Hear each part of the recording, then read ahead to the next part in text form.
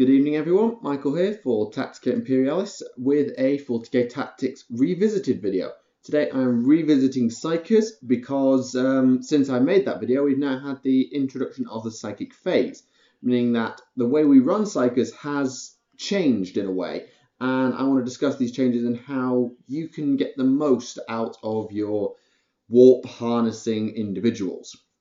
So, obviously with the Psychic phase there's a whole new manifesting, I call it a casting system because I play fantasy, so I prefer to refer to it like I refer to the magic phase. So your casting system is now, you generate your warp charge dice, and then you roll a d6, and then you add the mastery levels of all your Psykers, which could be, let's say it's a level 2 and a level 1, and you roll a 3, so you add the level 2, so 1, 2, and the level 1, so you have 6 warp charge dice. Which will probably get referred to as power dice several times during this video. Your opponent takes the same d6, so they will get 3 plus the mastery level of their Psykers, which may be just a level 2, so they will have 5.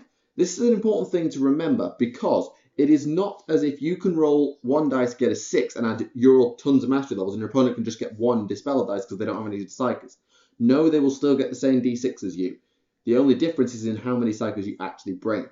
Which brings me on neatly to point number 2. How many Psykers is enough Psykers? How many Psykers is too much Psychic? Well, good goal. Sorry, I've got the football on in the background. Right, how many Psykers is enough?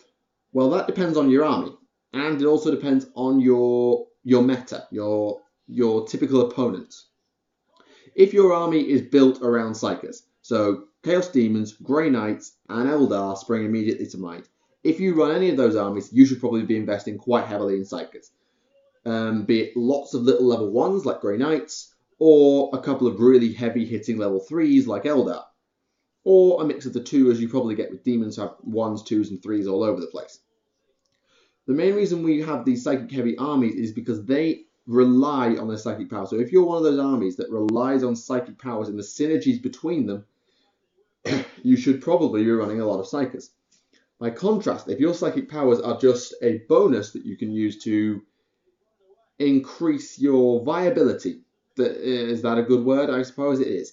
Then minimum Psykers is possible. So if you're just a Space Marine player, you probably don't need to run double level 2 librarians. 1 level 2 librarian to go with your other HQ will probably suffice.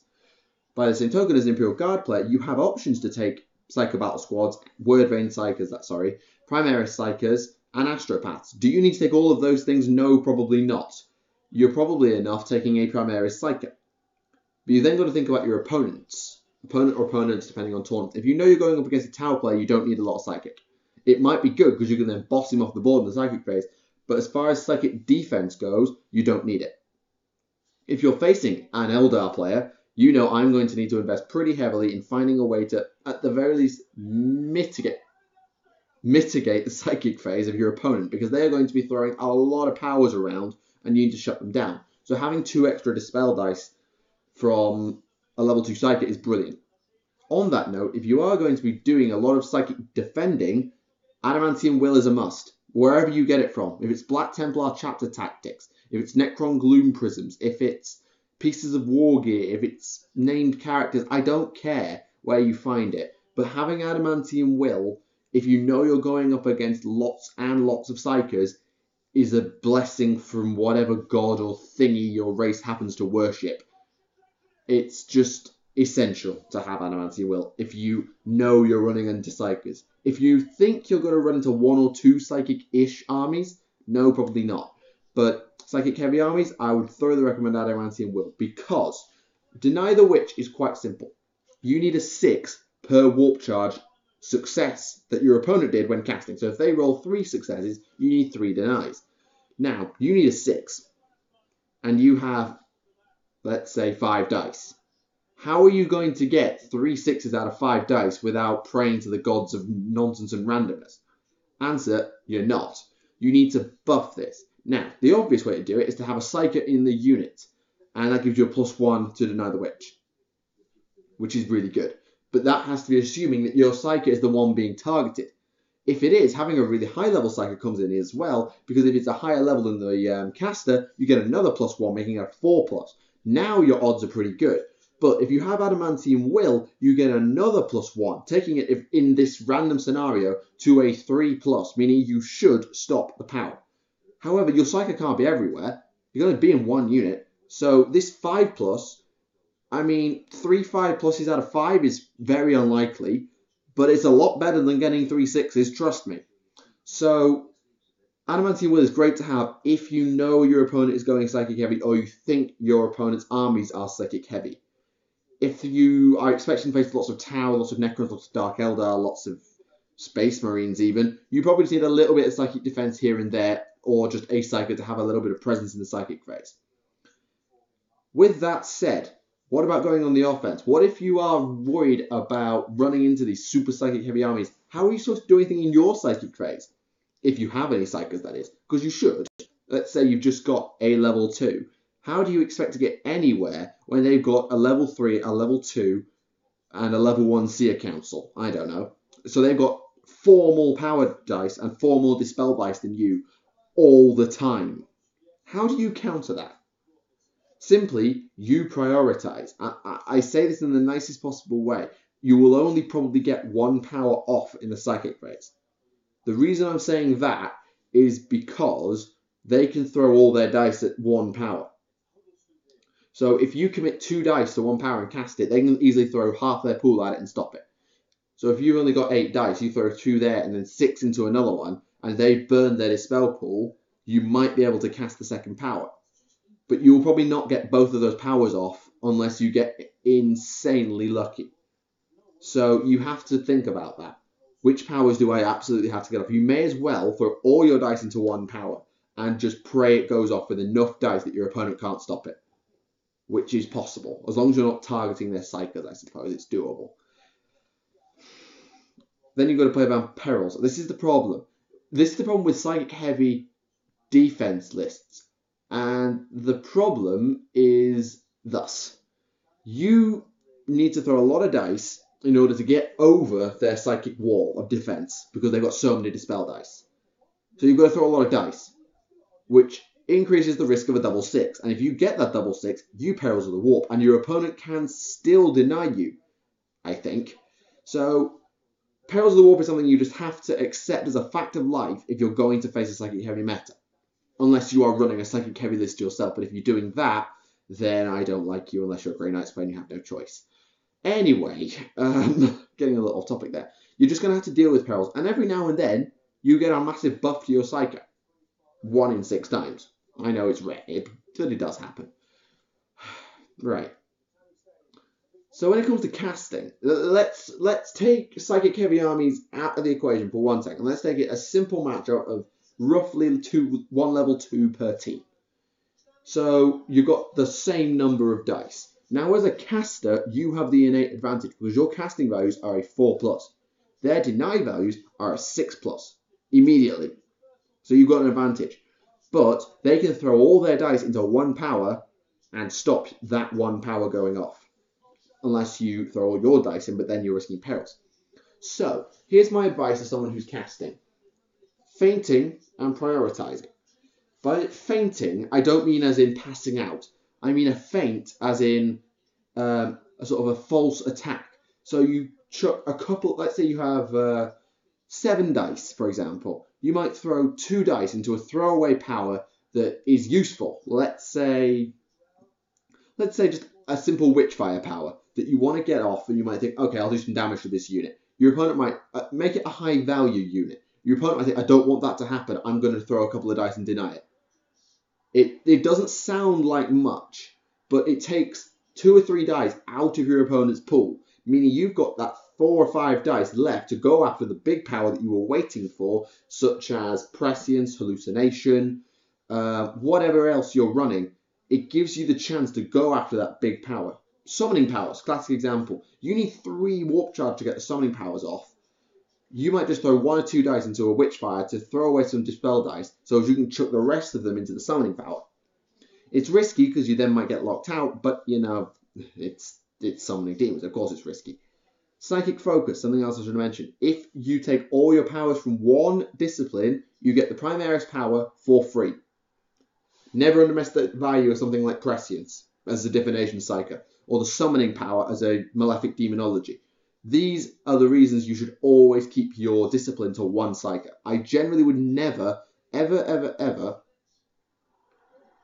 recommend that you take on 2 disciplines in one psyker. So have one Primaris psyker taking one from telekinesis and one from divination. Pointless. Take them both from one and you'll get 3 powers. Primaris and then 2 from the discipline. Yes, you lose a little bit of versatility, but you get an extra power for crying out loud, and generally Primaris powers are good. Prescience, for example, is one of the best powers in the game, and it's a Primaris. So it's insanely valuable. So make sure that you keep it to one discipline. I don't believe the getting locked out for missing a psychic test is a thing. I know it's a fantasy thing, but I don't think it's a 40k thing. I'm willing to be corrected on that in the comments, so let me know. Right, I was talking about fainting, so just chucking in a couple of dice into a random throwaway pile that you don't really mind if it gets denied. You'd like it to go off. But then there's prioritizing. This sort of goes against the fainting idea. This means that you know that what powers you need to cast that turn. Let's say you need to give out prescience to a unit so as its shooting will wreck face. For example, you could combo this as a guard player with prescience into first rank fire, second rank fire. That combo is sickeningly powerful on a 50-man blob or on a 10-man Scion squad. It's sickeningly good. So you need to get this combo off. So you need to get prescience off. You need to keep at least 4 dice back. Why 4? Because on average, half of your rolls are going to fail. So take 2 out of the equation. You've got 2 left, and that's how many you'll need to succeed. You may even want 5 or 6. But you need to keep at minimum 4 back, in my opinion, so as the law of averages behave, and you should cast the power. Maybe even more to book and bank on it, but I can't guarantee that. So you need to keep those dice back. Are you going to risk throwing away dice on useful powers like forewarning or foreboding, which, yes, are nice, but are possibly not that useful, and then risking frittling dice away, meaning that your prescience, you suddenly run out of dice because you've realised, oh my god, I've burned through my pool. That's not good. So you need to make sure prescience goes off. So to do it, you do it first. Think, right, this is what I have to do. I have to get it done and get it out of the way because I need to. And I'll throw as many dice as I think I need into it. That's option 1. Now you can combine the 2. I generally suggest that you have the simple ranking system that I go through in my head is, what do I need to get off? And what would be nice to get off, and what don't I need at all? What I need to get off is my prescience. What I want to get off is my forewarning to give that squad a 4+ invuln when they inevitably take the barrage of fire to the face next turn. What I don't need is the counter-attack power because my opponent is just too far away to probably get a charge off, so it doesn't really matter. Although, for Politico, we're watching now. So I need the prescience and I want my forewarning. Therefore, I'm going to cast my forewarning first, for 2 reasons. 1, I have a chance I'll get it off. My opponent might just leave it alone because he's worried about prescience. In which case, I get a 4+ invuln for free. And I'm fine with that. But if my opponent does the opposite and actually puts dice into stopping it, whether they stop it or not, I don't really mind. But they're taking their dispel pool out of the equation, and then I can throw all my remaining dice into prescience, which they now can't stop, and get off the important one, ready for that 1-2 combo that will just blow a unit off the board. Hopefully, at any rate. So, have this system in your head. What power do I absolutely need to cast this turn? Make this your number 1 priority, is casting this power, whatever it is. It might be prescience. It might be Gate to Infinity. It might be Possession. It might be, oh, I don't know, Vortex of Doom, for crying out loud. But what else do you want to cast? Is there something else you really would like to get off, even if it's not essential? Something like Forewarning, something like Simple Summoning, something like Hammer Hand. These are all nice. Maybe even if it's Force. Force is a classic example. These are all good powers, but do you need them? No, you just need that big one. So cast the one you want first. Siphon off as many as you can probably afford. So let's say you have a level 2 and a level 1, and you have an 8 dice pool. You siphon off 2 or 3 to fix up that first power, and hopefully either get the power off basically for nothing, or siphon away your opponent's dispel pool. If you get it right, your opponent will siphon off their pool, and you can just throw all your dice into that big power you need later, and they can't stop you. If they let it go, yes, you probably don't get your big power off because they've got more dispel dice than they actually need. But you've got a buff power off that you really wanted. So, for example, you might have just brought in a unit of Demonettes or Bloodletters for free. You might have just buffed up the unit that's about to smash into melee for free. And your opponent has to see that and counter it by stopping it, leaving you free to go, oh, hi, I'm going to turn into a Bloodthirster now. Yep, that's a thing. So feint with the power you want, and then play the power you need. That's my advice. But when it comes to dispelling this, you probably might think, okay, so why would I ever throw the power as a player who is watching my opponent do this, and I know what powers they want this turn, so I can work out he wants Prescience this turn. Why would I go after his forewarning or his foreboding when I know he's got Prescience coming? I'll tell you why this is such a problem for dispelling players. Because the power that you want is generally still going to cause your opponent an almighty pain in the arse. Because 4+ Invuln save Guardsmen are annoyingly hard to shift. Especially if they've got a cover save as well. They are so hard to shift. A unit of Plague Bearers or Bloodletters appearing right in your face is horrifying to watch. Watch this unit just drop in right in front of you and you've suddenly got to deal with it. A unit that's about to smash into you, such as Grey Knight Paladins with halberds that make them go at insane speed or whatever it is halberds do now, at a buff strength that will just carve through your entire unit that might contain a character, you suddenly have to think, oh my god, I can't let that happen. I have to stop this by throwing Dispel Dice at it, even though I know that there's a bigger, scarier power coming later. I can't let this off, and that's why it's such an effective tactic. You don't pick random powers that your opponent doesn't mind letting off. You have to pick the one that's going to scare them, but it's not the actual one you want. As I say, it's a false hit, it's a feint. Spelled with an E, for anybody who gets, I think it might be a French word, I don't know. I have to look it up. So, as a dispelling player, how do you deal with this? How do you deal with the fact that your opponent is probably sitting on this big scary power and has this little power that they're going to throw at you as a nuisance? You have to weigh up, can I afford to let that through? Can I afford to give that unit +1 strength? Can I afford that unit having an invuln next turn? Can I afford losing a couple of guys off a squad to some sort of fireball? Can I afford to let my squad get whacked by a strike down and possibly be unable to move next time? I'll be at initiative 1 when the initiative melee hits. It's tricky, but you have to think, is the trade-off that I'm about to lose a unit or a unit's about to appear worth stopping what my opponent is about to do next? And it's a judgment call that you have to make, and it's always difficult to do. I have to think, do I want to let Ben cast Tzeentch's Firestorm, knowing that he's going to cast Doombolt on me and blow my Leman Russ up if I don't? And that's it. If I leave the Doombolt, he'll kill my Russ.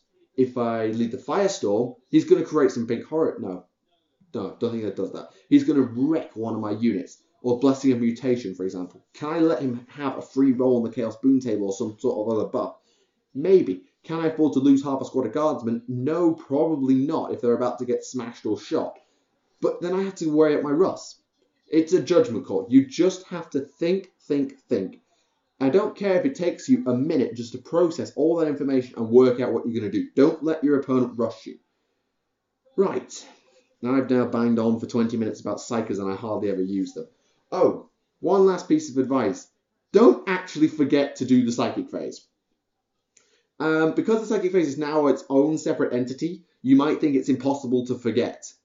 It's very possible to forget. If you're someone who doesn't run Psykers very often, for example, you're just trying something out, you can just forget that Psyker's there and think, I'll do the shooting phase, it's fine. No, that doesn't exist anymore. Just remember that, because otherwise, you're boned. Simply, because you'll forget. And in some cases, that means your opponent will just say tough luck, and you've lost your combat. Alright, I just want to briefly discuss Force as well, just before I go, because I've talked far too long about something I hardly understand. So, the Force power is a Warp Charge 1 power, available to every Psyker who has a Force weapon. So this is most Imperial Psykers. This is Eldar, possibly Lords of Change stuff. Typhus I know has it. I don't know. I'd have to look it up and see who has a Force weapon. But everyone with a Force weapon has the Force power for free. It's a Warp Charge 1 power that gives their weapon instant death. This is one of the best feint powers in the whole game. Because if you've got a Grey Knight squad, I keep coming back to Grey Knights because they go into melee, with a Demon Hammer that's just about to go and smack your Bloodthirster in the face and kill it instantly if you fail one invuln, you need to stop that. And I don't care if you have to throw 3 dice at it. Every dice you're taking away, I can set up for a bigger hit in the next minute with something like Gate to Infinity and teleport my Librarian around. See why that's so worrying. Force is something you have to weigh up though. Because it's a Warp Charge 1 power, it's actually burning out your power pool. And if it's burning out your power pool, you have to think, is it worth trading off this weak power when I need every dice I can get for the other powers I want this turn, such as going Hammer Hand, Gate to Infinity, Vortex of Doom. I want to go 1, 2, 3 and do all of those. Can I then afford to throw 2 dice into Force? Your call. Do you need it? Up to you. Really depends on the scenario you're about to go into. If it's a monstrous creature, absolutely use Force. If it's a 2-wound creature, such as an Orc Knob, do you need it? It's debatable. I don't know. It's really got to come down to you. But that's my 2 and a few more cents on the matter. So thank you for watching this video. If you're still here, leave a like if you did. I hope you enjoyed me rambling on about Psykers for 2 minutes. Leave your comments down below. What is your opinion on the various uses of Psykers? Are Psychic Heavy lists too powerful for just dominating the Psychic phase, or do they lose out in other places? Is there a good counter to a Psychic Heavy list that isn't a Psychic Heavy list of your own? All this and more I wish to know, because I'm worried about running into Psychic Heavy lists and I want to know how to tackle them. So, hope you enjoyed the video. Leave any comments down below. Thank you for watching. My name is Michael for Tactica Imperialis, and I will see you again.